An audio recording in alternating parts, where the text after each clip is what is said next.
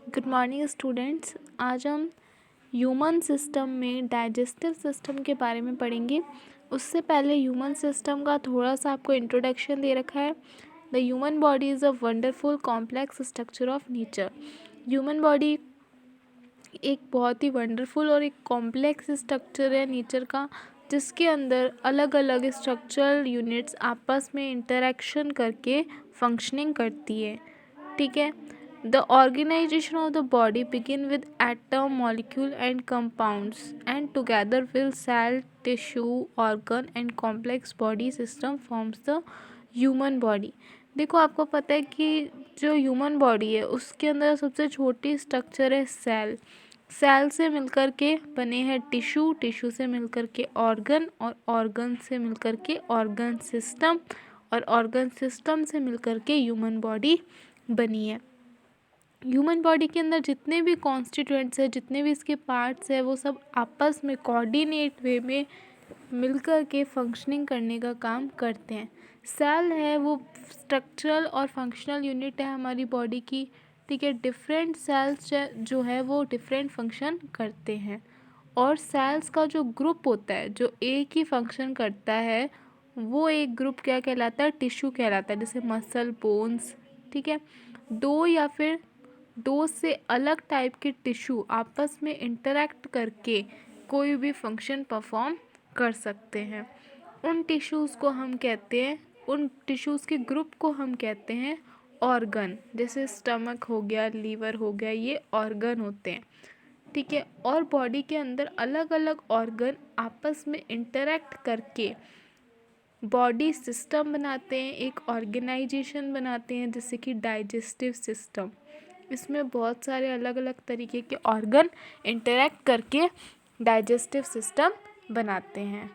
अब इस चैप्टर में आपको digestive system, respiratory system, reproductive system, excretory system, अलग अलग सिस्टम के बारे में बताया गया है। सबसे पहले हम पढ़ेंगे डाइजेस्टिव सिस्टम के बारे में। ठीक है। ह्यूमन बीइंग जो होते हैं उनको एनर्जी चाहिए होती है अपने वर्क को करने के लिए, और एनर्जी उनको कहाँ से मिलती है? फूड। ठीक है। आप सभी जानते हो कि फूड के अंदर बहुत सारे कंपोनेंट्स पाए जाते हैं, जैसे protein, carbohydrate, fat, vitamin, mineral, salt, ये सब चीज़ें पाई जाती है। तो फूड के अंदर जो ये कंपोनेंट होते हैं ये कॉम्प्लेक्स फॉर्म में पाए जाते हैं। अब डाइजेशन होने के लिए इनको कॉम्प्लेक्स फॉर्म से सिंपल फॉर्म में चेंज होना पड़ता है, ताकि ये बॉडी के अंदर एब्जॉर्ब हो जाए और फिर उनसे एनर्जी प्रोड्यूस हो। ठीक है। सबसे पहले फूड का इंटेक होता है, फिर वो डाइजेस्ट होते हैं, एब्जॉर्ब होते हैं, और फिर जो वेस्ट मटेरियल होता है वो डिफिकेशन के प्रोसेस के थ्रू बॉडी से बाहर निकल जाता है। तो डाइजेस्टिव सिस्टम के अंदर जो ऑर्गन्स होते हैं वो अलग अलग ऑर्गन्स, ग्लैंड्स, ये सब कोऑर्डिनेट वे में फंक्शनिंग करते हैं, तभी पूरा डाइजेशन हो पाता है। और सभी ऑर्गन्स को मिलाकर, ग्लैंड्स को मिलाकर के जो सिस्टम बनता है और उनके आपस में मिलकर के कोऑर्डिनेट वे में फंक्शन करने की वजह से डाइजेस्टिव सिस्टम बनता है। डाइजेशन की प्रोसेस के अंदर केमिकल प्रोसेस होती है, एंजाइम की हेल्प से कॉम्प्लेक्स जो फूड मटेरियल होता है या फिर जो लार्जर फूड के मॉलिक्यूल्स होते हैं वो सिंपल, स्मॉल और सॉल्युबल सब्सटेंस के अंदर कन्वर्ट हो जाते हैं। अब डाइजेस्टिव सिस्टम के अंदर कौन कौन से ऑर्गन और कौन कौन सी ग्लैंड्स पाई जाती है? देखो, ऑर्गन है 7 organ: mouth, pharynx, oesophagus, stomach, small intestine, large intestine और रेक्टम। ये 7 ऑर्गन्स डाइजेस्टिव सिस्टम में पाए जाते हैं। फिर आती है ग्लैंड्स। 3 टाइप की ग्लैंड्स होती है डाइजेस्टिव सिस्टम में: सलाइवरी ग्लैंड, लीवर और पैनक्रियाज। ठीक है।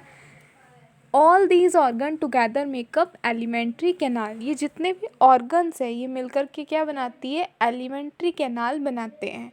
माउथ से लेकर के एनस तक पूरी जो मिलकर के बनती है एक ट्यूब लाइक, वो एलिमेंट्री कैनाल होती है। ठीक है। ये 8 से 10 मीटर लॉन्ग होती है और इसको हम डाइजेस्टिव कैनाल भी कहते हैं। फिर आपको डाइजेस्टिव सिस्टम, एक लेबल डाइजेस्टिव सिस्टम का फिगर दे रखा है। ये फिगर आपको बनाने की प्रैक्टिस करनी है, लेबल करना है इसको। ये आपके 5 मार्क्स में आ सकता है। फिर देखो, एलिमेंट्री कैनाल के फंक्शंस क्या होते हैं? 3 मेजर फंक्शन होते हैं। फर्स्ट है digestion of food after it's simplification. Food का डाइजेशन होना, यानी फूड जब सिंप्लीफाई हो गया, कॉम्प्लेक्स से सिंपल में चेंज हो गया, उसके बाद में फूड का डाइजेशन करने का काम होता है एलिमेंट्री कैनाल में। ठीक है। सेकंड है फूड का जो डाइजेस्टेड फूड है, फूड डाइजेस्ट हुआ फिर उसका एब्जॉर्प्शन किया जाता है। और थर्ड इसका फंक्शन होता है कि माउथ से लेकर एनस तक फूड को मूव कराने का काम भी एलिमेंट्री कैनाल का होता है। डाइजेस्टिव जूस अलग अलग ग्लैंड्स जो कि डाइजेशन कैनाल के अंदर प्रेजेंट होती है उनके द्वारा सिक्रीट किया जाता है। हो सकता है कि डाइजेस्टिव जूस ग्लैंड्स जो कि डाइजेशन कैनाल के अंदर प्रेजेंट है, या फिर हो सकता है कि उसके कहीं बाहर भी प्रेजेंट हो, तो ग्लैंड्स के द्वारा डाइजेस्टिव जूस सिक्रीट किया जाता है ताकि फूड इजीली डाइजेस्ट हो जाए। ये जो डाइजेस्टिव जूस होते हैं ये कॉम्प्लेक्स फूड को सिंप्लीफाई करने में मदद करते हैं। अलग अलग केमिकल प्रोसेस होती है जिससे कि वो कन्वर्ट हो जाते हैं ऐसी फॉर्म में जो कि बॉडी इजीली टेकन अप कर सकती है और उससे एनर्जी बन सकती है। Many nutrients are found in the digested food. बहुत सारे न्यूट्रिएंट्स डाइजेस्टिव फूड में प्रेजेंट होते हैं जैसे कि protein, carbohydrate, fat, mineral, salt, vitamins, water etcetera. ये जो न्यूट्रिएंट्स होते हैं इनको एब्जॉर्ब किया जाता है स्पेशलाइज सेल की हेल्प से, जो कि एलिमेंट्री कैनाल के अलग अलग पार्ट्स में पाए जाते हैं। The mouth fed food in its long journey moves through the contraction and expansion of various muscle present in the alimentary canal. जो माउथ से फूड बॉडी के अंदर आता है वो पूरी ईसोफेगस के थ्रू एलिमेंट्री कैनाल के अंदर एक लॉन्ग जर्नी करते हुए बार बार उनमें कॉन्ट्रैक्शन होते हैं, एक्सपेंशन होते हैं मसल की वजह से, उससे होता हुआ नीचे स्टमक तक आता है। The sphincter muscles control the movement of body. अब देखो स्फिंक्टर मसल्स का आपको फंक्शन पूछ सकते हैं कि स्फिंक्टर मसल का काम क्या होता है। स्फिंक्टर मसल कंट्रोल करती है फूड के मूवमेंट को, digested food juice and the food remnants and at different level. और जो डाइजेस्टेड फूड जूस होता है, फूड के रेमिनेंट्स होते हैं, इन सबको कंट्रोल करने का, इनके मूवमेंट को कंट्रोल करने का काम किसका होता है? स्फिंक्टर मसल का होता है। अब है organs used in digestive system. जो 7 ऑर्गन हमने देखे थे उनके बारे में एक एक करके स्टडी करेंगे कि उन ऑर्गन का क्या क्या फंक्शन होता है। सबसे पहले है mouth. The front portion of the alimentary canal start from the mouth. सबसे आगे वाला पोर्शन कौन सा होता है? माउथ होता है, और ये बकल कैविटी के अंदर ओपन होता है। बकल कैविटी बाउल शेप जैसी होती है, उसके अंदर ये माउथ ओपन हो जाता है। अपर पोर्शन जो माउथ का होता है उसके अंदर हार्ड होता है पोर्शन, और जो लोअर पोर्शन होता है उसके अंदर सॉफ्ट पैलेट लगे हुए होते हैं। एक मस्कुलर टंग होती है जो ऑल अराउंड रोटेट होती रहती है बकल कैविटी में।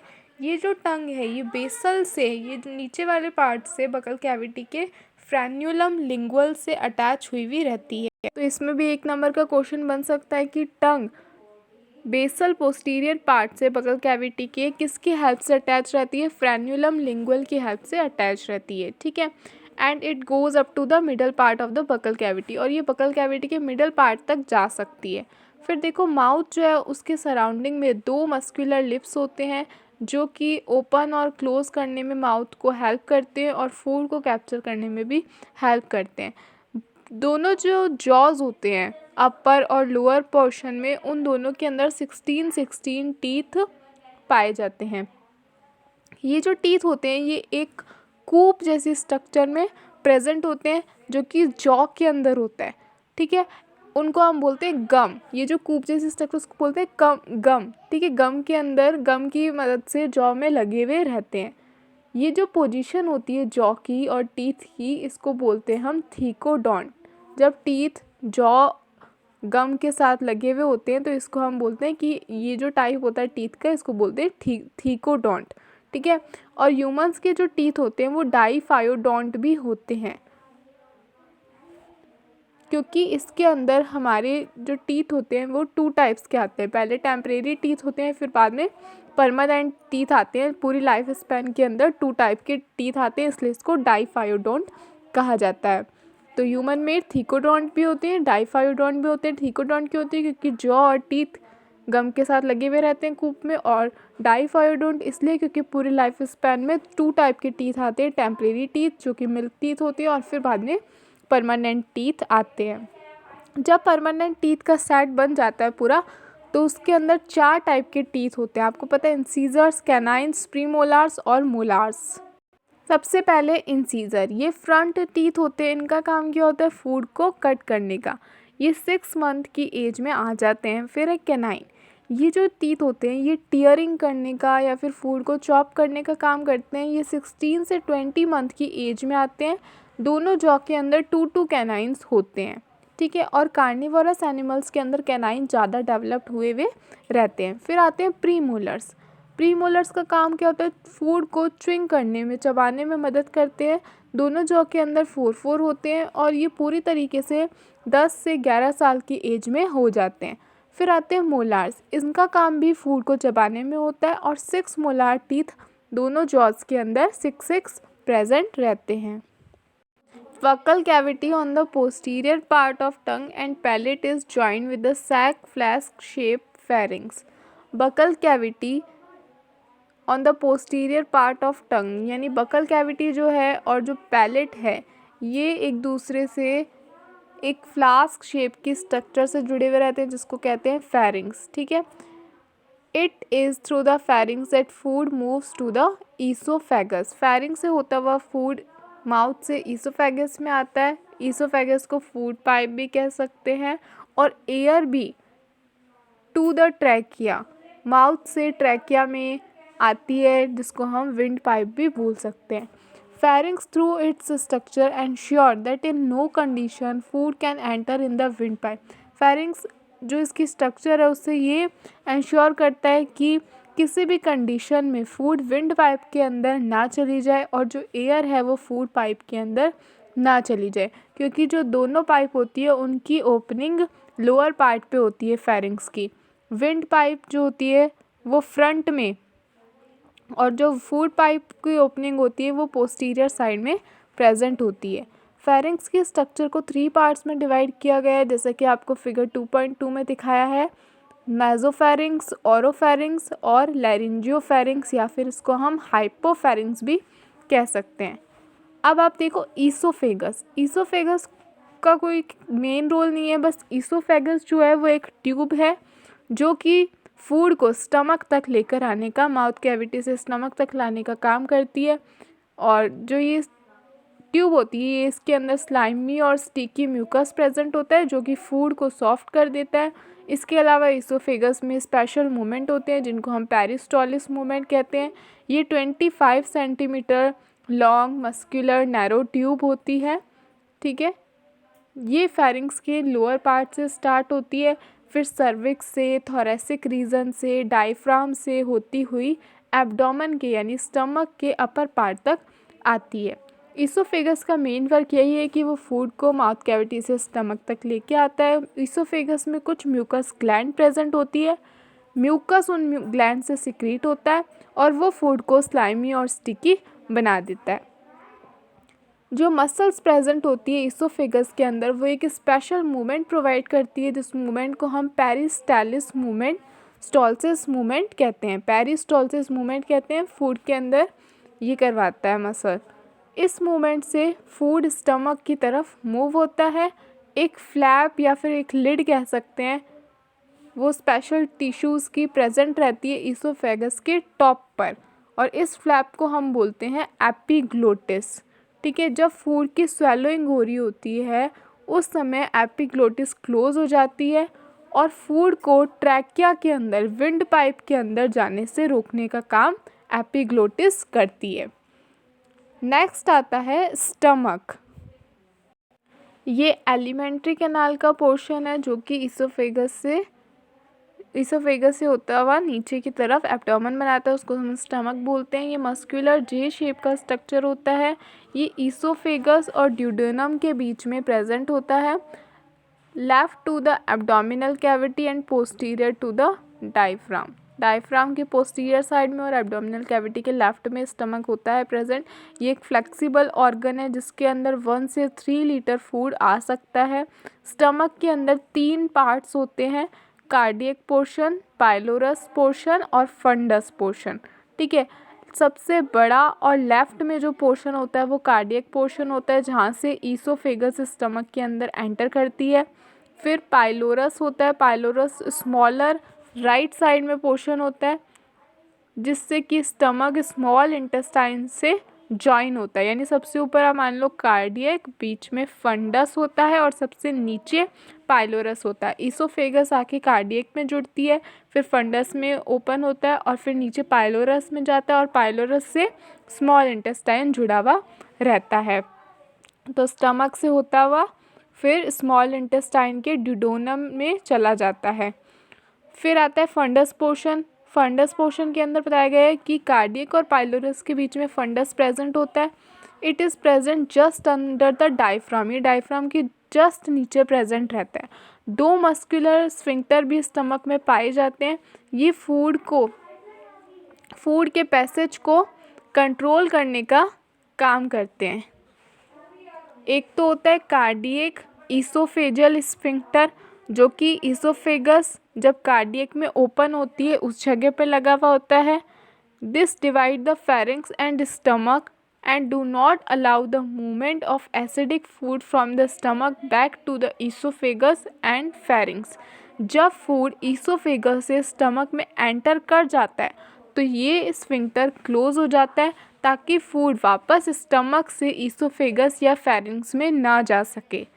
फिर पाइलोरिक स्फिंक्टर है, ये पाइलोरिक के बीच में और ड्यूडेनियम के बीच में लगा हुआ रहता है। ठीक है, ये स्मॉल इंटेस्टाइन और स्टमक के डिवाइड करने का काम करता है और ये फूड के मूवमेंट को स्टमक से स्मॉल इंटेस्टाइन तक कंट्रोल करने का काम भी करता है। नेक्स्ट आता है ऑर्गन स्मॉल इंटेस्टाइन। ये बहुत ही इम्पॉर्टेंट ऑर्गन है डाइजेस्टिव सिस्टम का, जो कि पाइलोरिक पार्ट से स्टमक के स्टार्ट होता है और लार्ज इंटेस्टाइन पर एंड होता है। स्मॉल इंटेस्टाइन की एवरेज लेंथ ह्यूमन के अंदर 7 मीटर्स की होती है। ये जो ऑर्गन होता है एलिमेंट्री कैनाल का, यहाँ पे सबसे ज़्यादा डाइजेशन और सबसे ज़्यादा एब्जॉर्प्शन होता है। स्मॉल इंटेस्टाइन 3 डिफरेंट पार्ट्स के अंदर डिवाइड हुआ है। फर्स्ट पार्ट होता है स्टमक का ड्यूडेनम, सेकंड जेजुनम, थर्ड होता है इलियम। ड्यूडेनम जो होता है ये फर्स्ट और स्मॉलेस्ट पार्ट होता है स्मॉल इंटेस्टाइन का और ये स्टमक से अटैच हुआ रहता है। ठीक है, इसका मोस्ट इम्पॉर्टेंट रोल होता है बायोकेमिकल डाइजेशन में फूड के। यानी यहाँ पे फूड के डाइजेशन में एंजाइम्स हेल्प करते हैं। बहुत सारे एंजाइम्स इस पार्ट में पाए जाते हैं जो कि फूड के ऊपर एक्ट करते हैं और फूड को कॉम्प्लेक्स से सिंपल के अंदर कन्वर्ट करने का काम करते हैं। फिर आता है जेजुनम। ठीक है, ये सेंट्रल पार्ट होता है स्मॉल इंटेस्टाइन का। यहाँ पे डाइटरी जूसेस डाइजेस्टेड होते हैं, digested in the duodenum are absorb. जो डाइटरी जूसेस ड्यूडेनियम में डाइजेस्ट हुए थे उनको जेजुनम में एब्जॉर्ब किया जाता है। ठीक है, फंक्शन जो होता है एब्जॉर्प्शन का वो स्पेशल टाइप के सेल्स है जिनको कहते हैं हम एंटीरोसाइट्स। ये स्पेशल टाइप के सेल्स है जो कि एब्जॉर्प्शन का फंक्शन करते हैं जेजुनम के अंदर। नेक्स्ट आता है स्मॉल इंटेस्टाइन का पार्ट इलियम। ये टर्मिनल पोर्शन होता है, यानी सबसे लास्ट पोर्शन होता है स्मॉल इंटेस्टाइन का और जाकर के ये लार्ज इंटेस्टाइन में ओपन होता है। ये जो पार्ट होता है ये न्यूट्रिएंट्स को एब्जॉर्ब करने का काम करता है, बाइल सॉल्ट, विटामिन्स, ठीक है, जो कि एब्जॉर्ब नहीं हो पाए जेजुनम में उनको इलियम के अंदर एब्जॉर्ब किया जाता है। नेक्स्ट ऑर्गन है लार्ज इंटेस्टाइन। इलियम अब आगे कनेक्ट किससे हुआ? लार्ज इंटेस्टाइन से हुआ। कुछ स्पेशल बैक्टीरिया भी लार्ज इंटेस्टाइन में पाए जाते हैं। ये बैक्टीरिया जो रेजिडुअल है या अनडाइजेस्टेड जो फूड है जो हमें स्मॉल इंटेस्टाइन से मिला है उनको सिंप्लीफाई करने का काम करते हैं फर्मेंटेशन की प्रोसेस से। मेन फंक्शन होता है लार्ज इंटेस्टाइन का वाटर को एब्जॉर्ब करना, मिनरल सॉल्ट्स को एब्जॉर्ब करना और अनडाइजेस्टेड फूड को एनस में ले जाना। ह्यूमन के अंदर लार्ज इंटेस्टाइन 3 पार्ट्स में डिवाइड होता है, सीकम, कॉलन और रेक्टम। सीकम है सबसे पहले, ये जो पार्ट है ये इलियम से एसोसिएट हुआ है। यहाँ पर एब्जॉर्प्शन होता है डाइजेस्टेड फूड का that comes from the ilium, जो कि इलियम में नहीं हो पाया उनका डाइजेशन, उनका एब्जॉर्प्शन सीकम के अंदर होता है और रिमेनिंग जितना भी वेस्ट बचता है वो कॉलन में पास कर दिया जाता है। Slightly underneath the first part of the cecum, a 4-5 inch long tube shaped organ projecting inward is found and is called as vermiform appendix. Cecum के नीचे की तरफ एक 4 से 5 इंच लंबी ट्यूब लाइक स्ट्रक्चर होती है जो अंदर की तरफ पाई जाती है, उसको वर्मीफॉर्म अपेंडिक्स बोलते हैं। ये जंक्शन पर प्रेजेंट होती है, स्मॉल इंटेस्टाइन और लार्ज इंटेस्टाइन जहाँ मिलते हैं उसके जंक्शन पे वर्मीफॉर्म अपेंडिक्स प्रेजेंट होती है। नेक्स्ट आता है colon, the portion of the large intestine ahead of the caecum. Caecum के आगे वाला जो पोर्शन है उसको कॉलन कहा जाता है। ये 1.3 metre long inverted U shape की डक्ट लाइक स्ट्रक्चर होती है। ये कॉलन भी आगे 4 पार्ट में डिवाइड हुआ रहता है, ascending colon, transverse colon, descending colon और सिग्मॉइड कॉलन।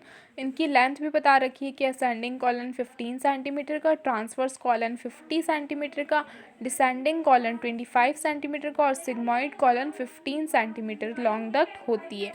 फिर आता है रेक्टम। रेक्टम टर्मिनल एंड होता है एलिमेंट्री कैनाल का, यानी सबसे लास्ट पोर्शन होता है एलिमेंट्री कैनाल का, 20 सेंटीमीटर लॉन्ग होता है। ठीक है, जो टर्मिनल 3 सेंटीमीटर का पोर्शन होता है एकदम लास्ट में, 20 सेंटीमीटर में से जो लास्ट का 3 सेंटीमीटर का पोर्शन होता है रेक्टम का, उसको एनल कैनाल कहा जाता है। एनल कैनाल बाहर की तरफ एनस के थ्रू ओपन होती है और एलिमेंट्री कैनाल एनस पर आकर एंड हो जाती है। 2 स्फिंक्टर, एक जिसका नाम है एक्सटर्नल स्फिंक्टर और दूसरा है इंटरनल स्फिंक्टर, ये एनल कैनाल में पाए जाते हैं। ये जो स्फिंक्टर मसल होते हैं ये वेस्ट प्रोडक्ट को बाहर की तरफ मूव कराने के लिए कंट्रोल करते हैं। वो वेस्ट प्रोडक्ट जो कि एब्जॉर्प्शन के बाद सारा जो डाइजेस्टेड फूड है, जितने भी जूसेस और एक्ट करने के बाद बच गया, उसको बाहर मूव कराने में ये स्फिंक्टर मसल्स हेल्प करती है, उनके फंक्शन को, उनके मूवमेंट को कंट्रोल करती है।